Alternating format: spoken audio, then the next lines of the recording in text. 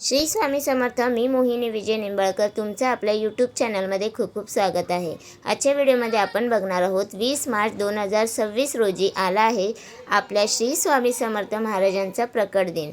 या दिवशी करा स्वामींची ही एक सेवा, जे मागाल ते मिळेल, स्वामी कृपा होईल. श्री स्वामी समर्थ महाराज यांचा उद्या प्रकट दिन आहे. या दिवशी स्वामींची मनापासून ही एक सेवा आपण सर्वांनी मिळून केली तर आपल्याला अनेक लाभ होतील. जे नवीन भक्त आहे, जे नवीन सेवेकरी आहेत, त्यांना या दिवशी नेमके काय करायचे हे माहीत नसते. आजच्या व्हिडिओमध्ये आपण स्वामींना प्रसन्न करणारी एक नित्य व सोपी सेवा सांगणार आहोत. ह्या सेवेने स्वामी तुमच्यावर लवकर प्रसन्न होतील. तसेच आपल्याला ह्या सेवेने खूप लाभ देखील मिळेल.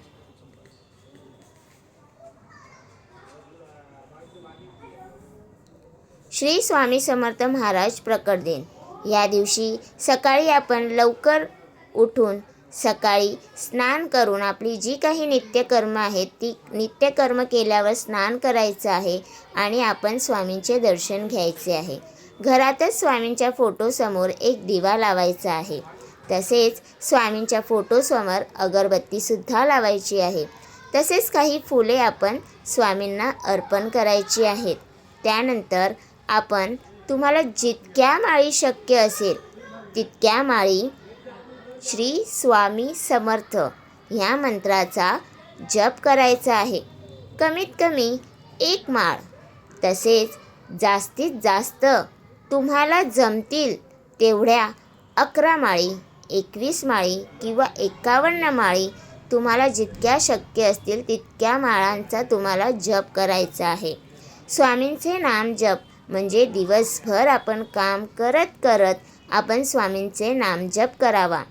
त्यानंतर आपण संध्याकाळी देखील दिवा लावणीच्या वेळी देखील आपण जितकं शक्य असेल तितक्या माळी स्वामींच्या नामाचा जप करा. तुमच्याकडून या दिवशी जास्त काही नाही जमले नाही तरी चालेल, परंतु तुम्ही या श्री स्वामी समर्थ नामाचा जप मात्र जास्तीत जास्त वेळा करावा.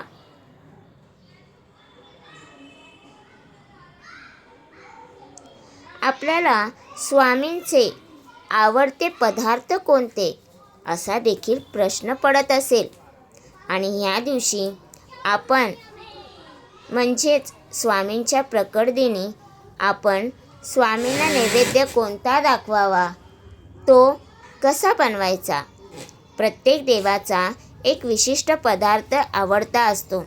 तसेच काही स्वामींचे देखील आवडते पदार्थ आहेत, जसे की बेसनाचा लाडू, पुरणपोळी. हे 2 पदार्थ स्वामींना अत्यंत प्रिय पदार्थ आहेत. तिखट पदार्थामध्ये कांदा भजी तुम्हाला स्वामींना नैवेद्य दाखवायचा असेल तर आपण पुरणपोळी, खीर, आमटी भात, पापड, कांदा भजी असा पूर्ण नैवेद्य तुम्ही ह्या दिवशी दाखवायचा आहे.